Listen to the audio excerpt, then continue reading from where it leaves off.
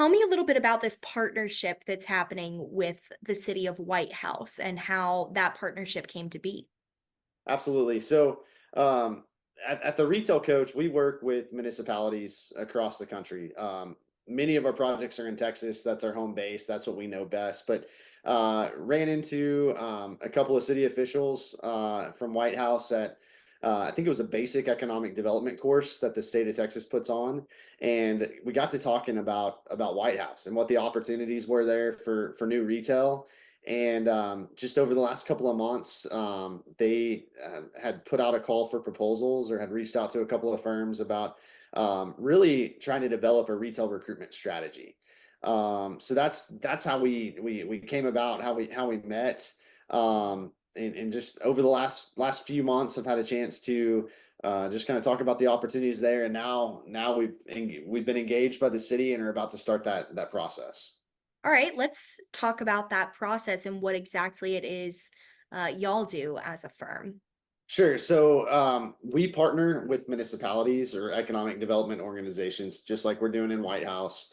And what our goal is to better understand the market, better understand what is that retail opportunity, right? So people in White House, they're driving into Tyler to shop and eat, right, on a pretty regular basis, and in the surrounding areas as well. But what White House is wanting to do is really stop a lot of what we call leakage, and that's people that live inside the city, live inside their trade area, that are shopping outside of the community. So what that process looks like, we've come in over the last couple of weeks and have really been doing a market analysis. So trying to get a feel for who is that White House consumer. What are the demographics, the psychographics, what types of food do they like? What types of stores do they shop at?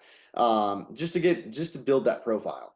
And once we have that profile built, we're actually going to work with existing businesses to expand if there's an opportunity there in White House, and or we're going to be reaching out to other prospects, so regional and national retailers and restaurants, to come fill some of those voids. So the reality is we're never going to capture all of that leakage, all of those people that are going to Tyler. I mean, just think about South Broadway, all the shopping opportunities in Tyler. But what if we can reduce that retail leakage by 10 or 20%? That would be a huge bump to the White House economy. That would help improve the quality of life in White House. So it's initially here we have a 12-month partnership with White House. I can tell you, I think we'll be working together longer than that because retail doesn't happen overnight.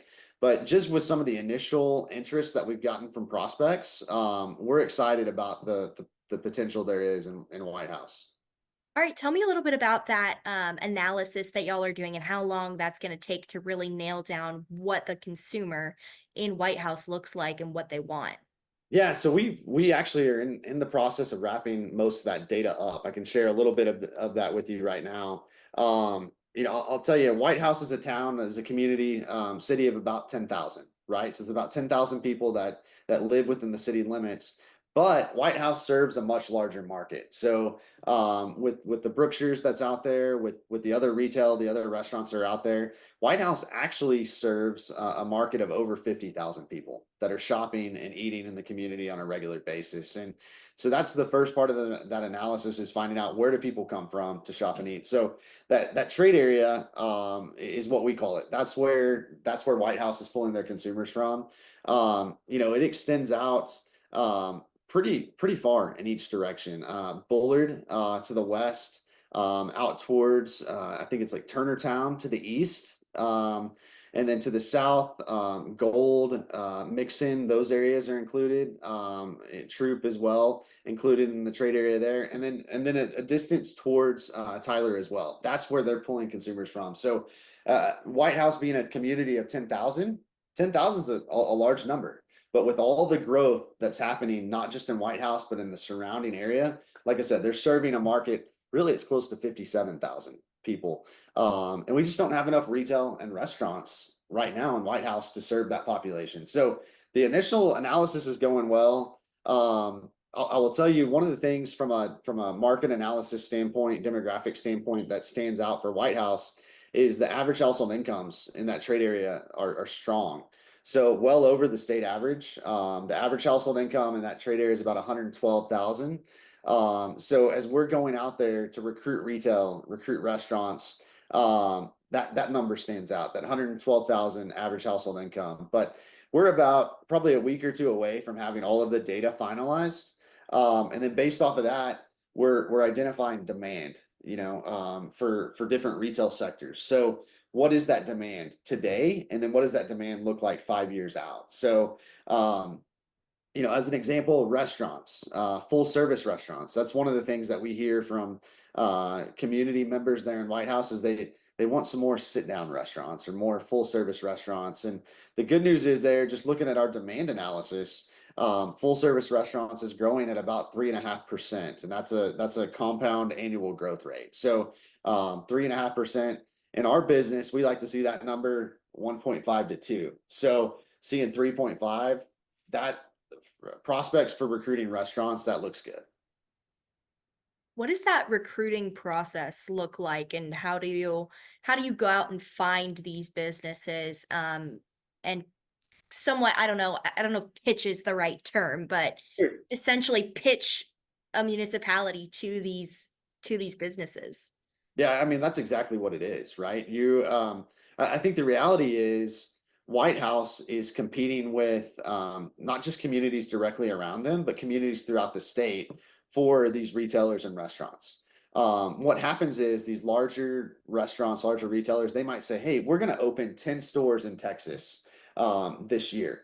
What we have to do as the city of Whitehouse as their retail partner is we've got to get in front of those prospects and make sure Whitehouse is at the top of the list. So if they're only going to open 10, how do we make sure Whitehouse is one of those 10? So I learned this a long time ago. I've been with the retail coach going on 17 years. And, I remember from day one, learning that retail real estate, it's not all about what you know. That's a big part of it. Having the data, the analysis, that's a big part of it, but it's also about who you know. So we're going to use those relationships that we have with the retail coach to get in front of the site selectors, to get in front of the real estate directors for these restaurants, these corporate entities, and we do outreach. So we start with phone calls, emails. We set up Zoom calls, just like we're doing here. We'll set up meetings with these prospects. And then we also are going to be attending and representing Whitehouse at trade shows. So there's some major trade shows across the country where cities go to meet with prospects, to meet with retailers, investors, developers. We actually were at one 2 weeks ago in Austin called Retail Live, and we were representing Whitehouse there. Just in that one conference, we had about 5 or 6 prospects show interest in Whitehouse. And then there's another one of these trade shows or conferences coming up in February. So, and that one's in Dallas, the Dallas Fort Worth area. So it's a very strategic recruitment piece.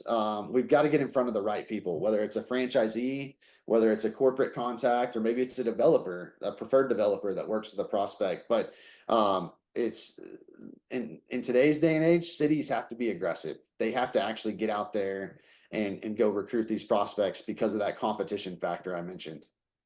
Sure. So in terms of the factors that Whitehouse has that makes that city valuable or favorable to these other businesses, we're talking, you mentioned the population, the Right, size and the area that it serves. You mentioned household income, right. which obviously, if the median income or did you say median or did you say average? Average household income. If the average income is in the six figures, obviously that is desirable. Sure. What else about Whitehouse makes it a good place for these businesses to consider having a storefront or a restaurant or whatever it is? That's a great question. I think one of the biggest factors is the growth, right? And I'm not talking about just the growth in Whitehouse. We're seeing a lot of growth in Whitehouse, but in that trade area as a whole, we're seeing a lot of growth, right? We're seeing um, these families, these people that are moving outside of the major kind of metro cities and moving out to areas like Whitehouse because of quality of life. Whitehouse is known for having a good school system. They're known for just kind of even though they're growing, still have that small town feel, right? So I think growth is a big factor in that, and then also just available space and land, right? So, there's land available, there's existing space and shopping centers available. So there's actual opportunities for these prospects to move on something pretty quickly. And overall, how does this analysis and the job that y'all do really benefit or impact the people who live in White House, and I guess also the people who use the resources in White House? Absolutely. So quality of life is a big term, is a term that we use on a regular basis. And quality of life includes things like a great school system, right? A good park system, a good just city system. Just quality of life, I think, is one of the big impacts that comes from recruiting retail.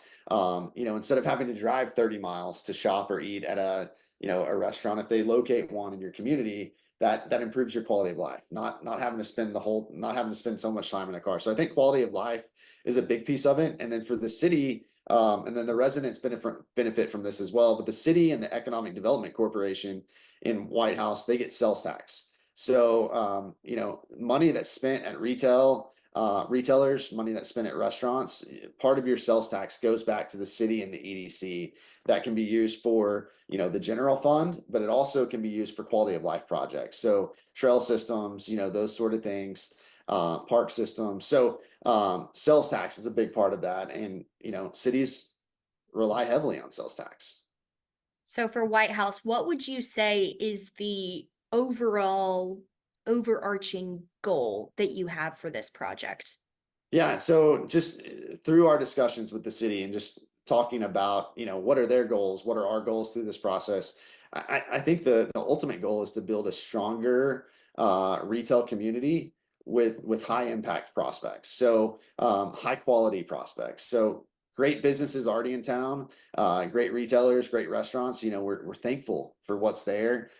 We just want to build and complement what's there. So looking to bring in high quality retailers and restaurants that we know will do well there based on just some of that analysis that we've done, and looking at the profiles of those consumers. So I think overall goal, let's keep up with this growth that's happening by bringing in high quality retail and restaurants. And in terms of a timeline of how that goal can be achieved, what are we looking at? That's a great question. So, retail recruitment does take time, right? So it's like anything; it doesn't happen overnight, and that's what we've stressed to the city and economic development officials. There is you can't focus on retail recruitment for 6 months. You can't even really focus on it for just a year. It's got to be something that happens. The average deal timeline, if you will, for like a retailer restaurant is anywhere from about 12 to 18 months.